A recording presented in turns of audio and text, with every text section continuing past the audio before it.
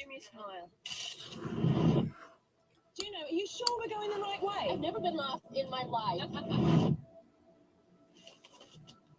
There's only one way out of this chamber, and that's down the pipe.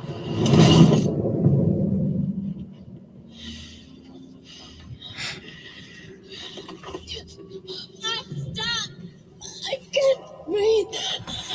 Sarah, you have to calm down. I'm coming back. Okay? Okay. Okay, move. Now! Now! This is not good, guys. Can we get out of here? Which way? I don't know.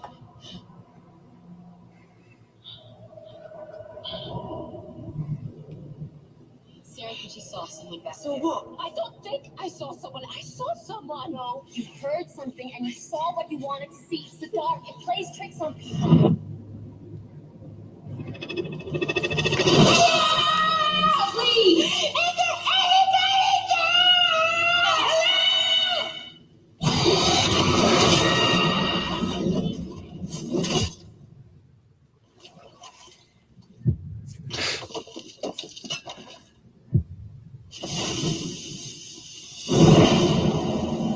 What was that? I told you I saw someone! Batteries on our lights will run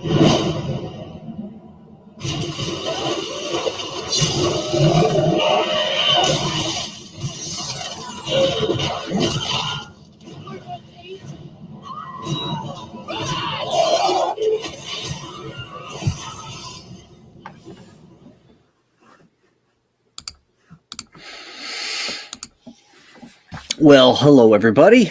We're getting a late start today, but here we are. I am your horrible host, Graham Nolan, and we are in the 31 Days of Monsters, day 30, one day away from the finale as we head into the Halloween season. It's a late start today. Sundays are usually mercurial. We never know when we're going to go on, but today my daughter and her fiance and some friends came up from Atlanta to watch the Bills versus Green Bay Packers game.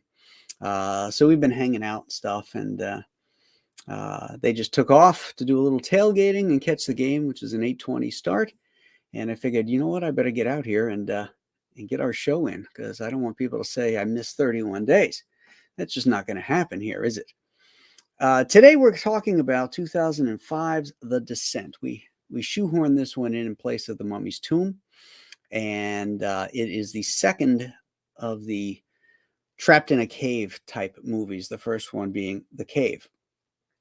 And after we talked about that and reviewed it, people said, The Descent is a better movie. You should do that one. So that's why we decided to throw this one in. And here we are. It is not a better movie. I'm sorry. This movie really annoyed me for a few reasons. One, the constant blue filter, whereas The Cave was so gorgeously shot. You know, it was about cave divers. So there's beautiful underwater stuff. The colors were vibrant and beautiful and dark when they needed to be. This one's just sort of dark all over. And in times when they're in the caves, you have a hard time seeing what's happening. Part of that is the constant fast cutting. That drives me nuts. It says to me, we're really unsure about our effects, and we don't want you to see too much. The other thing that bothered me about this is not that it's an all-woman cast. It's just that these characters are so whiny. They were driving me nuts. Whereas if we contrast that with the characters in The Cave, it was a celebration of professionalism. These guys were the best of these cave divers. And when trouble happened, they handled it in stride. Sure, fear was present, uncertainty was present, and all that kind of stuff. Dissension was present, but they were still driven by a professionalism, which helped them, survive the day, so to speak. These women are a little out of control through the whole thing. And I found that annoying. The creatures were kind of cool, but they never really explained where they come from. Were these the miners or the cave spelunkers from way back in the day, and they mutated into these things because they were able to survive down there. Who knows? It just wasn't clear. So yeah, I can't give this one a real thumbs up. I have to say it was only, I think, an hour and 36 minutes, and it sure as hell felt longer than that to me. Whereas the cave, it dragged a little bit towards the end, but by and large, my review is much more positive about it.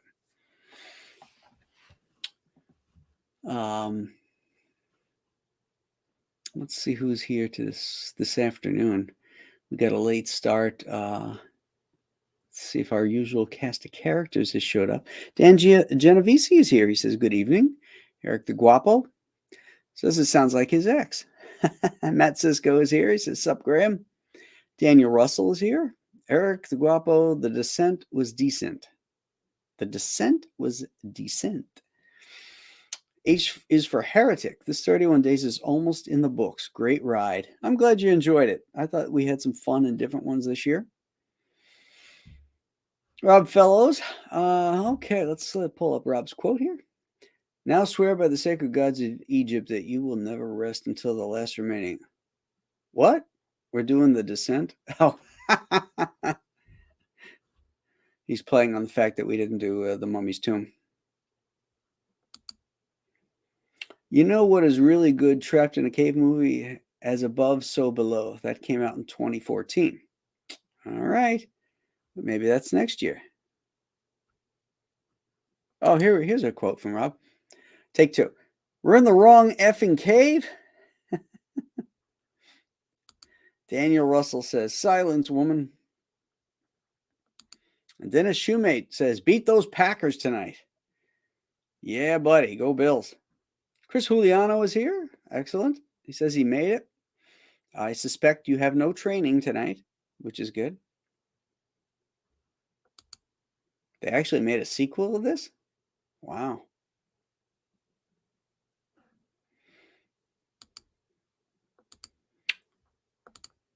Eric likes the 31 Days of Monsters. That's good to know. Bill Dunleavy is here. He says, hey. Excellent, excellent. Eric the Guapo. Eric the Guapo? A sequel? Yeah, I didn't know about that either. I'm not inclined to watch it, to be honest with you. Now, I guess the director of this, I think somebody in the chat had mentioned, was the one who directed Dog Soldiers. And this is definitely more polished. Its cinematography is better. Dog Soldiers had kind of a grainy grit to it. And maybe that was a personal choice. I don't know. But this one actually definitely looked better. I think it was just, part of the writing and the casting. And some of the quick cut editing bothered me.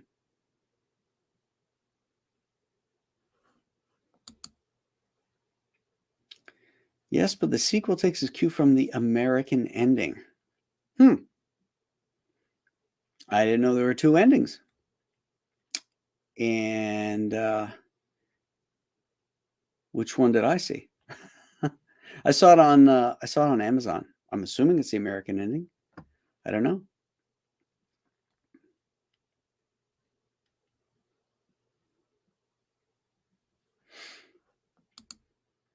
The prize for the best action horror in claustrophobic tunnels with scary monsters go to Aliens. Yeah, Aliens. Wow, that's a whole nother level. Well, Chris, please explain to us what the original ending of The Descent is. The one I saw, it ended with the girl who lost her family in the beginning, getting out of the cave, getting in her car, driving, getting away, and at one point she turns and the girl that she stranded there by smacking her in the knee, Holly, I think was her name, is there. And I'm assuming that's like a ghostly image or a mental image. Obviously it's not the real her. So I'm curious what the other ending was. So please fill us in on that, Chris. So tomorrow, not to jump ahead, but it is Halloween, and we will be doing Salem's Lot, which I watched last night. It's the original. This is the 1979 version. Excellent as a TV movie. It's got its problems, and we'll go over those then tomorrow. Also tomorrow is the closeout of the first 30 of the Ghost of Matacumba Key. So I'm not sure if we're closing out on the Kings or if I'll be doing it on my channel. Just be aware of that, and if you see a notification, come on by, help support the first 30 of Ghost of Matacumba Key.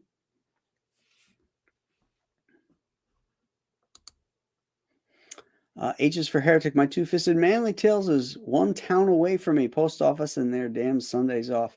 Nah, everybody should be off on a Sunday. Well, hopefully you'll have it tomorrow. I'll be anxious to hear what you think. Okay, Chris has responded. Yes, in the original ending, the main character is never able to escape it. It ends with her imagining a birthday cake with her daughter, when in actuality, she is being lost within the cave. That would have been dark.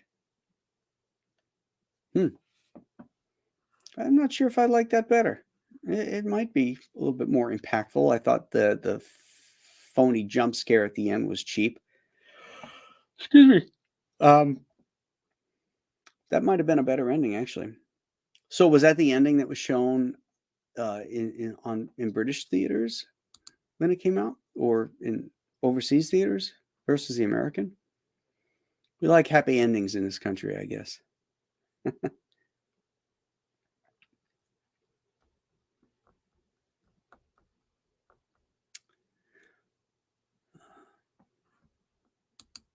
Okay, in the UK. It was seen as being very dark, and Neil Marshall reshot it. I wonder if that was his choice or that was the studio.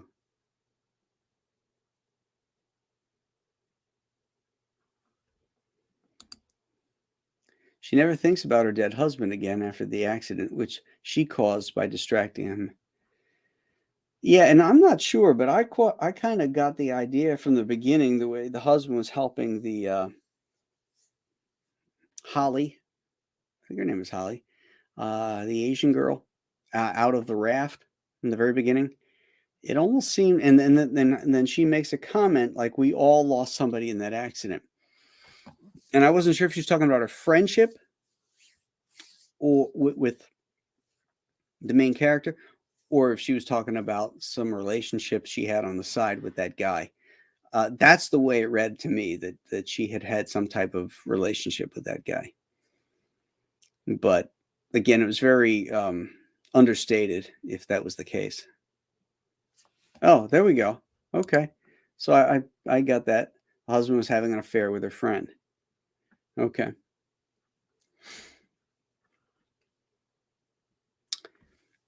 So what? Really? I mean, they never really made anything out of that. It never was a driving plot point. And also the where when she's first attacked, when Holly is first attacked by those cave creatures, and she's in sort of a frenzy and kills that one. She thinks another one is sneaking up on her, and she whacks and puts that climbing hook into the neck of her friend.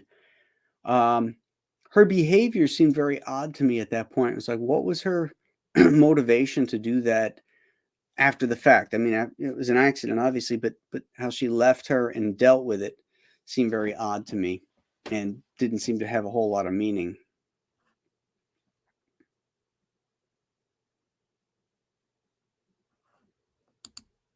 Well, that part I got.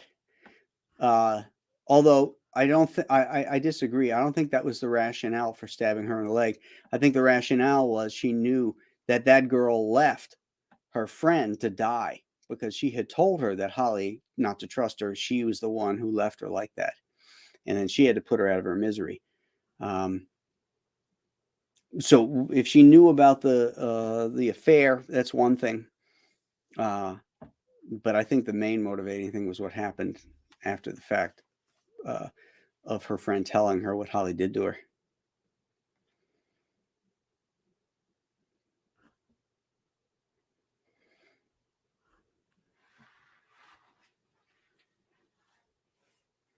Dead Punk Gage says maybe she used it as an excuse to get some measurement of revenge. Maybe, but we're speculating, and good storytelling shouldn't it shouldn't leave us with that much to have to speculate on. If they're going to set up certain things in the story, they have to be resolved, or they have to at least give you more to go on.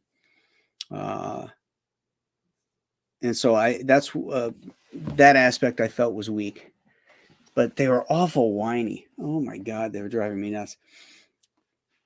Everybody wants to write these strong female characters, and they're either this type where they're really whiny, or they're so over the top that they're better than every man that ever walked the planet.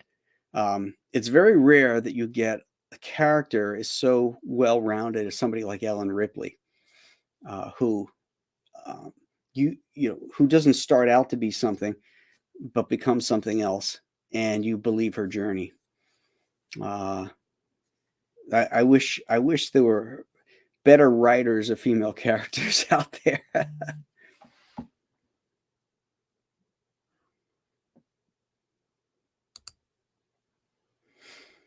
Have you ever watched any of these horror games that are interactive movies? There are a really good one about is that Wendigo Spirit? No, because I don't know what we're talking about. I've never heard of those things.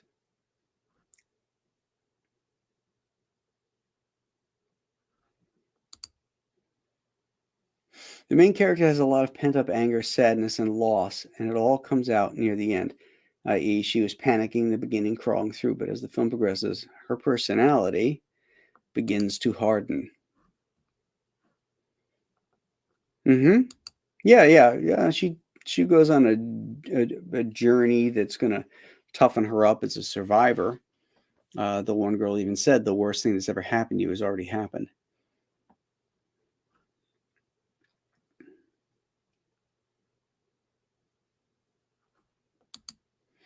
I agree with you, Rob. The atmosphere of the cave, the photography and atmosphere of the cave. Now, they had a lot of quick cuts in that too. But that's sort of modern film storytelling these days. But there was a lot more clarity because of how it was lit and the colors and stuff.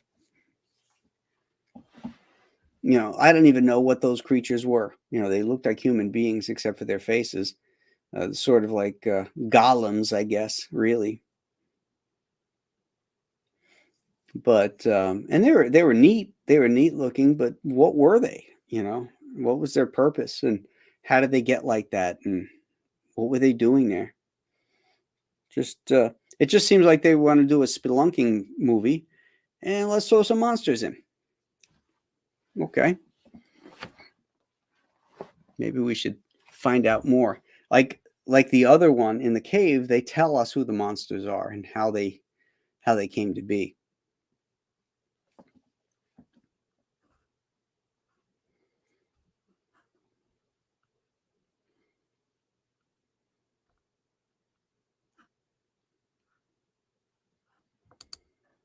Well, you got homework tonight, Eric.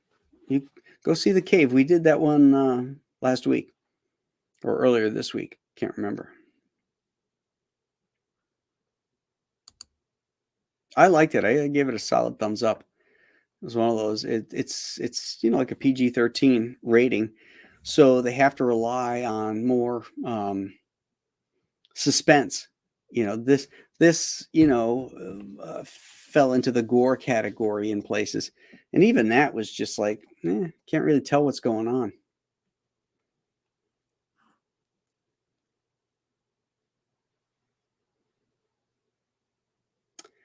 Okay. Well, folks, tomorrow's the big day. Halloween. And we're going to be talking about our usual time, 8 in the morning. Salem's Lot, Stephen King's second book turned into a movie. This is supposed to be a theatrical film, I guess. And because of the two vampire films that got released that same year, they decided to make it a mini series. And also, the screenwriter felt like he couldn't get the essence of the book down in just the 2 hours. He needed more time. So we'll be talking about that one tomorrow morning. Tonight, I'm going to be watching football. At 8:20, I'll be watching the Bills, hopefully beat the pants off the Green Bay Packers. See. Whoop. Go Bills.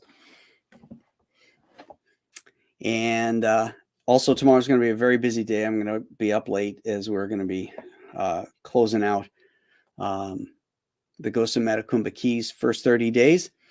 An interesting thing, I had a message from somebody who said that they backed it, but they never got a message from Indiegogo indicating that they backed it. It showed on his credit card that it was backed, but he didn't get a backing number. And I was talking to some other guys, and they all said that they've been hearing from backers too with the same issue. Well, I don't know if that's been going on for a while, but I understand that it was resolved. And there was a period there this past week where I was getting like no backers, and I'm like posting all day long, just trying to, drum up notice of it. And it's very, very slow. And today it's like, bam, I had 26, 27 backers so far today. And I don't know if that's because they were in there, but they weren't registered yet. And that was the problem that Indiegogo had, and that they all popped up at once. But I'm not going to look a gift horse in the mouth. I'm glad, we popped over 910 backers. We were at 884 yesterday. It's 26 new backers. That's a lot on a Sunday, to be honest with you. So I'm trying to figure that one out. And also we're up to, we crossed over to 59,205. And looks like it'll be like fire tomorrow on the Kings, because we should easily hit 60. So if you haven't backed it, the link is up there. Please, it's pinned to the top of the chat. Please go ahead and back this, because you're really going to want to read the story. You're obviously here because you like the 31 Days of Monsters. You like monsters. This is a great ghost story, mystery story, romance, and action story, all rolled up into one. So I know you don't want to miss that. Let's see, get some more folks chiming in. Dan Genovese says, enjoy the game. Chris Hilliano says, go Bills. Dead Punk Gage says, the gore and the jump scares out of the dark were its biggest strengths. The first reveal of one of those creatures, not where she sees her at the end of the cave, but when somebody turns around, one of them is standing there. That was a good jump scare. I got to hand him that. Oh, Rob Fellows is in the middle of his homework. He's a few hours ahead, so he's about 2 hours into Salem's Lot right now. Cool. Okay, Eric is confirming that IGG has a glitch right now. And I agree. I think they fixed it, and I think that's why this influx of backers is all coming in, because they had been there throughout the last few days, but weren't completely registered or something.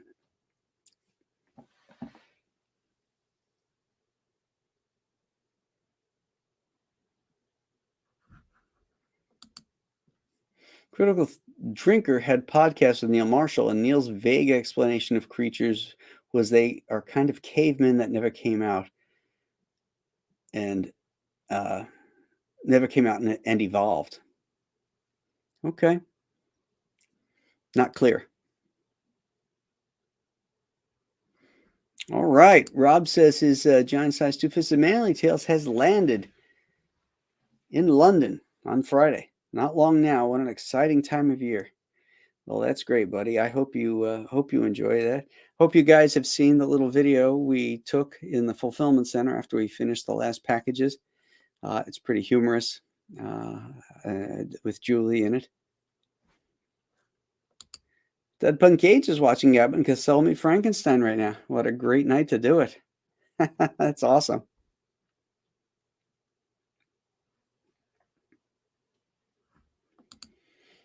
And with no sunlight and stuff, they adopted bat-like tendencies.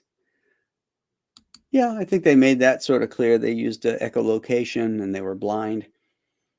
Their physicality in proportions looked very too modern man-ish to be crawling around in a cave. I would have thought that the leg shapes, the back shapes would have changed to adapt to cave dwelling, as opposed to bipedal upright walking, because there wouldn't be much of that in the caves.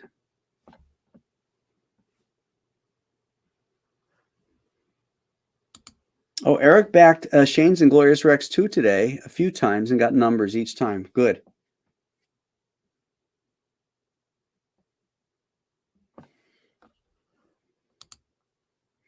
Speaking of Frankenstein, are you going to bring back Joe Frankenstein?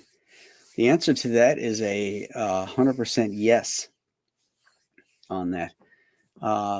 He will be making a... the French Baron puts it very succinctly. Joe Frankenstein, a lot is coming soon about it. And he is correct. The French Baron and I and Chuck Dixon and some other founders are involved in a company called SpinRack. It's an entertainment tech company, and we'll be exploring gaming and products and stuff, all based around IPs created by Chuck Dixon and me. And it's going to be the next evolution of storytelling in comics, we think. And so if you haven't done so, go over to spinrack.io and sign up, and you'll be the first to know the latest news as we start to unveil things. And also, you'll get a free gift. It's a win-win situation. And in fact, on the Storytellers on Wednesday, Chuck Dixon and Melissa McGinnis, one of our other founders and the CEO of SpinRack, is going to be on the show. We're going to do a sort of a primer and introduce you to just what SpinRack is. So if you have any questions, come into the chat and watch the show. It'll be right here on my channel, and you'll learn a lot.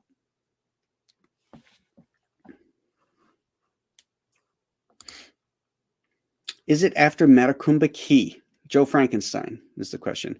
I'm still up in the air. The short answer was yes, but as I started to look at the calendar, I realized that in 2023 is going to be the 25th anniversary of Monster Island and the 25th anniversary of Compass Comics. And so I'm thinking that I need to do Escape from Monster Island and the omnibus of collecting all three of the stories together in 2023 as the next project. So lots going to be happening with Joe for sure. It just might get bumped a little bit in favor of the 25th anniversary of Monster Island. Well, that's good to know, Dan. Excellent.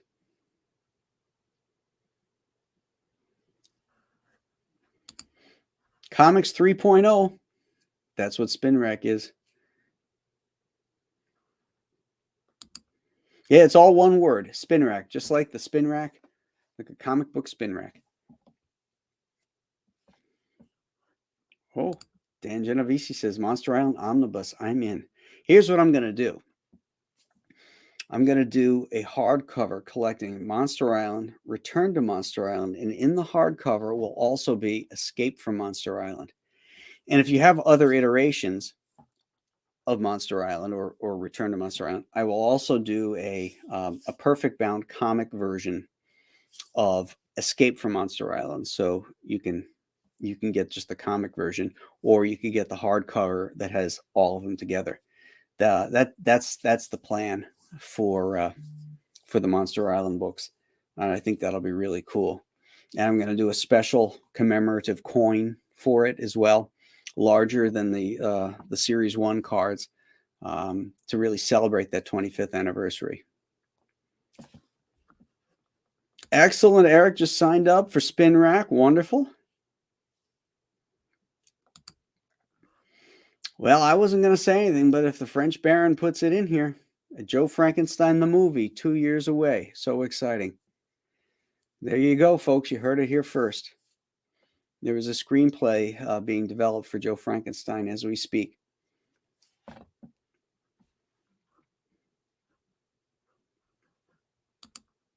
Hey, how's it going, Ethan? Good to see you, buddy.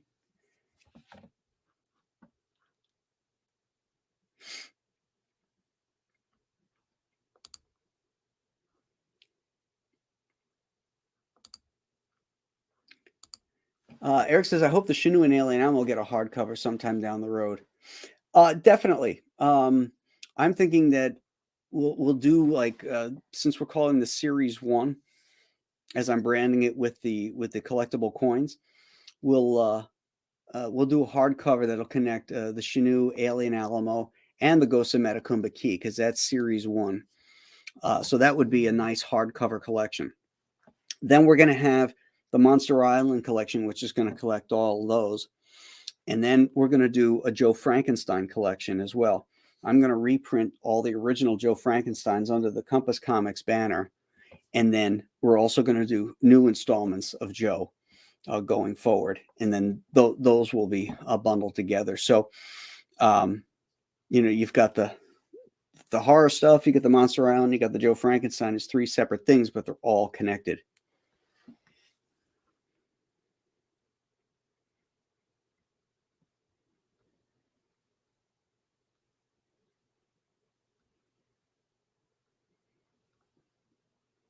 Holy cow, we just had a whole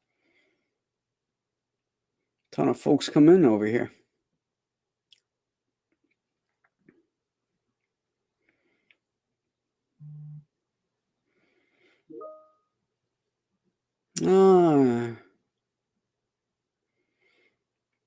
Perth Comics says, hello, Aaron Klein, Eric the Guapo, 40% Zed, Henry Thrun, Angry Viking Veteran, Survive Infinity 0088. You read this, you're gay.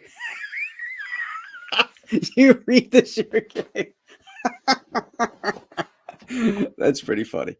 And I fell for it like a sack of potatoes. Prater7 is here. Hello. Yeah, tomorrow, since Ethan is in here, we're going to be closing out the first 30 of Ghost of Metacumba Key on the Kings tomorrow night. I believe Billy is closing as well. She Sakura. So that will be a fun night for all, I think. Yeah, Jimmy Reyes. Hello. Henry Bemis. Oh, my goodness. Whole lot of folks here.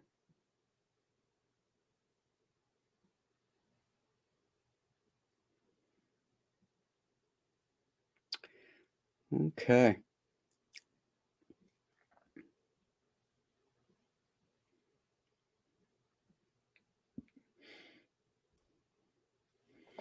So remember, all you new guys who have just popped in here, tomorrow morning we're going to be talking about Salem's Lot, 1979 version of Salem's Lot, to end out our 31 Days of Monsters. And I can finally get back to my morning routines and work. But I do love doing that show, I got to say. I love seeing the usual crew that shows up. We get a really great crowd in the morning.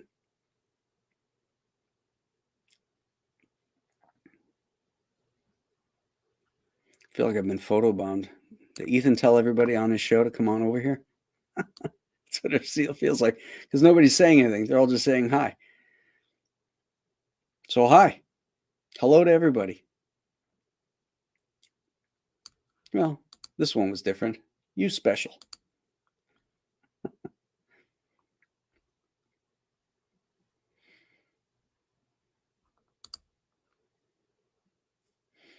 Dan Genovese, thank you for that $2 super chat. EVS rated your stream, ALL. That seems like it. He must have said everybody go over there and say hi. Well, that's all right. Good. Glad you guys did.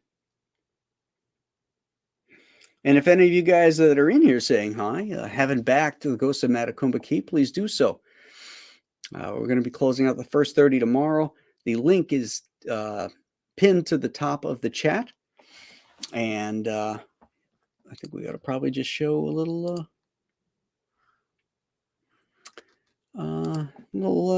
video here, shall we not?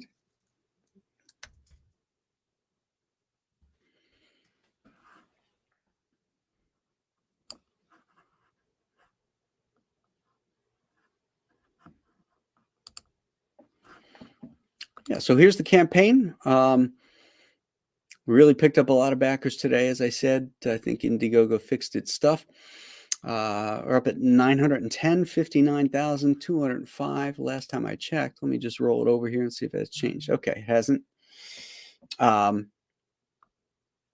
Let's do the trailer here, shall we? It's got a bunch of people in here that maybe haven't backed it yet.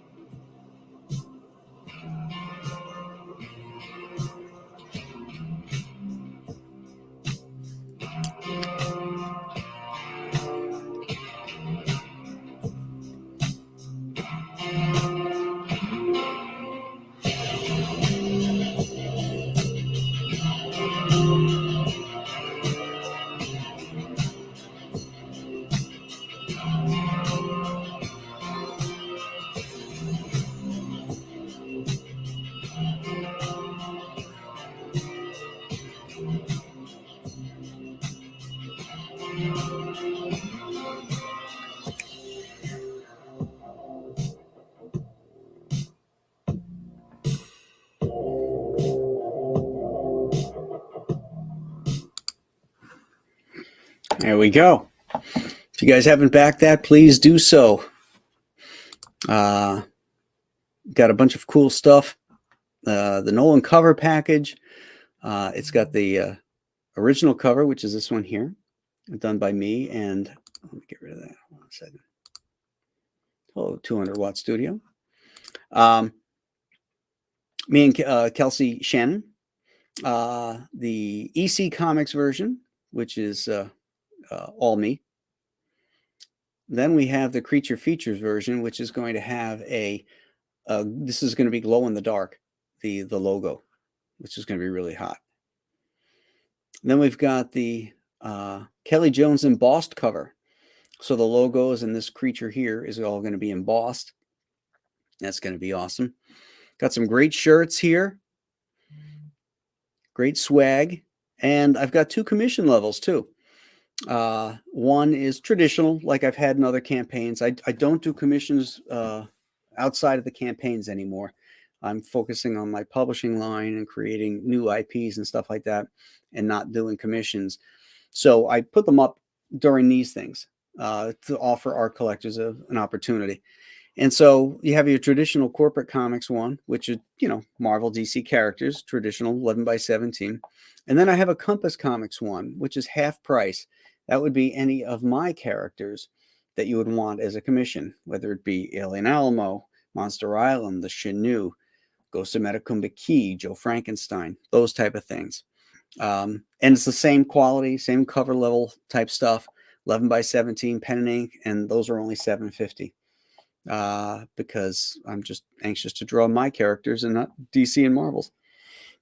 So if you're in the market for that kind of thing, check those out, please. Got a piece of original art, the only piece of original art from Alien Alamo that's available. This piece sold. Here's Some color pieces for the first 2 pages of Ghost of Matakumbiki. This is Art T. Bear, one of the professionals, who takes a dump in his pants, I think, here. And all the bros are going to be making guest appearances in the book, which is going to be a lot of fun. Got mini prints that were available in the campaign for Alien Alamo. And here's one with Ethan Cyberfrog on it. Here's a couple of the shirts that are available. Really cool stuff. And then why not show everybody your favorite company? Compass Comics, right? Right now, everybody's getting a bookmark when you order the book. You get the sexy Misty Fahrenheit here. And if you missed out on any of the other books, including the Ashcan here, those are all available to be added on at checkout. But there are limited supplies. Some of them, I think, are sold out. This is advertising for Spin Rack, where all of these properties are going to be finding its way into entertainment, movies, television, Web3, and metaverse. It's a company launch that Chuck Dixon and I are doing with some other partners that's going to be showcasing our IP. So if you're interested in that kind of stuff, please check out spinrack.io and sign up for all the news and information that'll be being released pretty soon. So, all right, let's see. I got everybody saying hi, hi, hi, hi, hi, hi.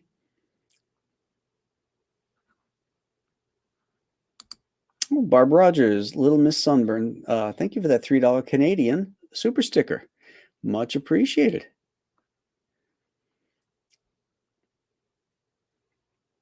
Dumbledore says, "What's up?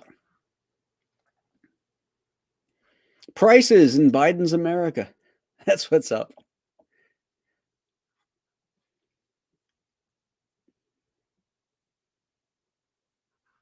Joshua 45, hi Graham Nolan, hashtag Comicsgate. Yeah, hail Comicsgate.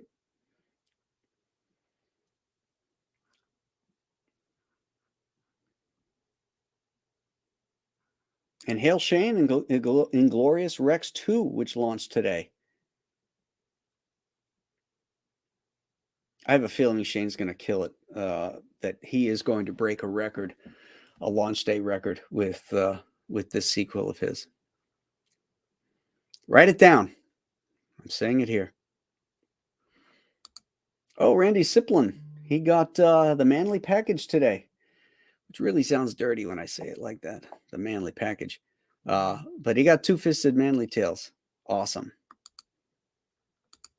David G. Hey, thank you so much for that $4.99 super chat. It is much appreciated, sir.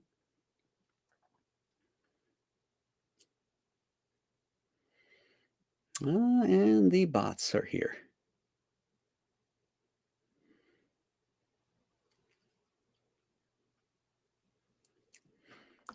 $200 Studio. Thank you for that $2 super chat. Hello, hello. Why don't I come on Ethan's stream? Because I didn't know Ethan was streaming right now. And because I'm right here. Henry Throom says hello.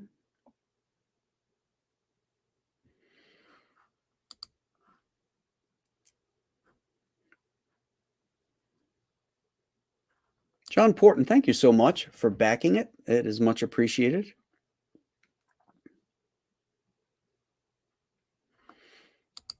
The Art of Roy Cover loves my office studio setup. Well, thank you. Nerdy Vulgarian is a new subscriber now. Excellent. Hey, if anybody else here hasn't subscribed to the channel, please do so. Please hit that like button as well. Let's get those algorithms going on this channel.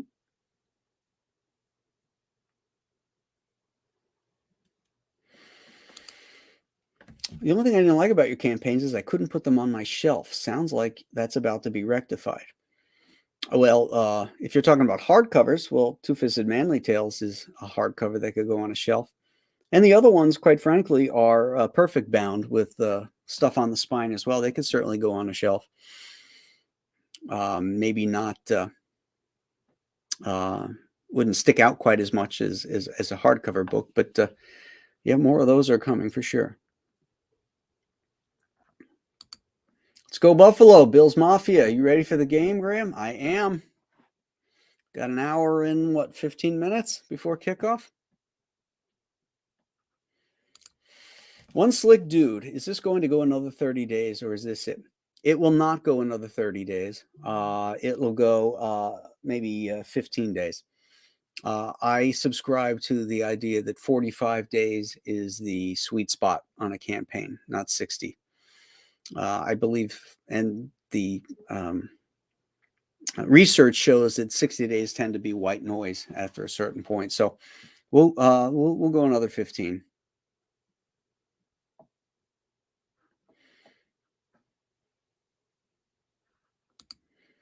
Shane's beating John Malin in less than 8 hours. He's the dominant Rex. Wow, I can't wait to see. I haven't checked out the campaign yet, but I can't wait to see how far along he is, considering he just launched today. Eric says, plug Spin Rack. I did. I did a whole thing about Spin Rack. If you guys want more information, go to spinrack.io and sign up. It's simple.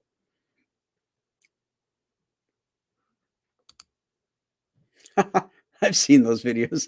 There's something very odd about them.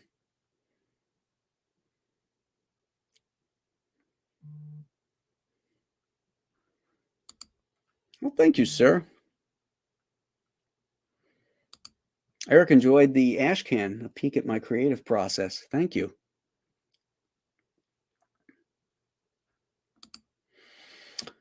Now, who am I to disagree with Ethan here? We got to get this book to 60K tonight. Let's go. I agree. Saw a lot of backers today, Ethan, as I don't know if you were in here earlier. Yeah, I think it had to do with that issue that was going on with Indiegogo, because there was a bunch of days where there was like very little activity, and then all of a sudden on a Sunday, bam. I think they resolved that, and some of the stuff was getting accepted.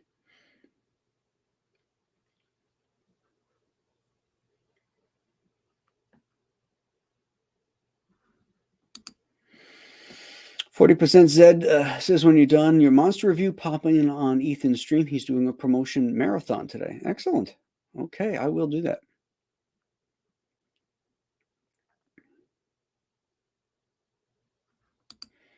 Perfect bound books look good on the shelf, but I keep it in the bag because I don't want the signature to rub off.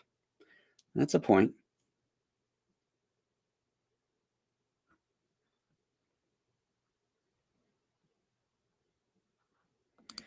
Hey, David G., thank you so much. That is much appreciated, my friend.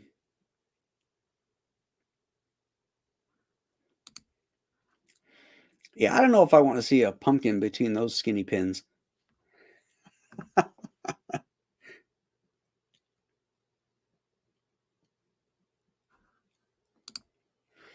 Oh, Graham, are you accepting fan art? Your female character screams to be done in the old Earl Moran style pinup. Accepting it for what? I'm not quite sure I understand.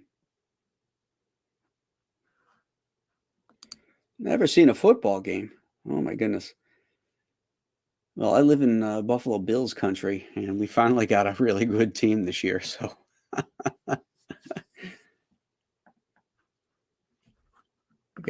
Gotta root for the team.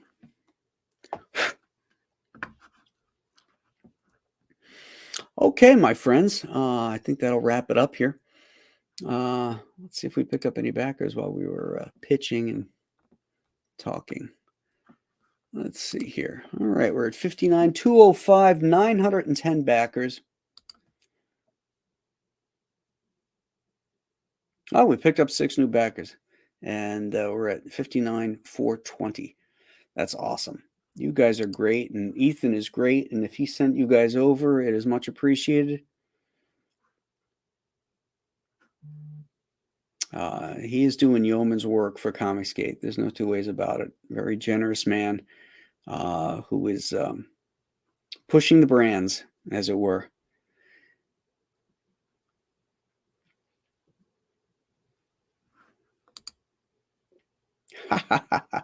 Soccer, a track meet with a ball. Bam.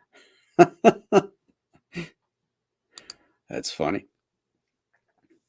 Well, this could get ugly because you get some of your sports fans together, and boy, and that could go off the rails. There we go. Rob Fellows, I think we can end it with this. Better get gone. Can't keep Mr. Barlow waiting. What's that scratching at the window? You'll enjoy Mr. Barlow. He will enjoy you. So creepy. So good. James Mason steals that movie. And we'll talk about it tomorrow morning at 8. So, hey, thanks everybody for coming in. Thank you for popping in and saying hi at Ethan's request, I'm sure. It's great to see all of you. If you haven't backed this book, please do so. You won't regret it because it does connect all of my universe together. And that universe is growing and will grow even further with Spin Rack. So get on board now. We're going to close the first 30 tomorrow. Probably going another 15 after that. And then that'll be it. Then we'll go in demand. And I'm going to get to work on some pages next week. Actually, starting tomorrow, and get more pages up. And we've got some really cool products coming soon. These collectible coins, which will be coming. We're going to do a series of those. And I think you guys are going to like it. So link is up there in the pin to the chat. I'm going to put it right here too, at the bottom of the chat, so you can't miss it. So go there and back this book and back all the CG books, because these guys are doing great work and we're bringing the fun back to comics again. And thank you everybody for tuning in tonight and supporting me and my fellow comic skaters, and for supporting 31 Days of Monsters. And we will see you guys tomorrow morning. Have a great night, and remember, go Bills. See ya.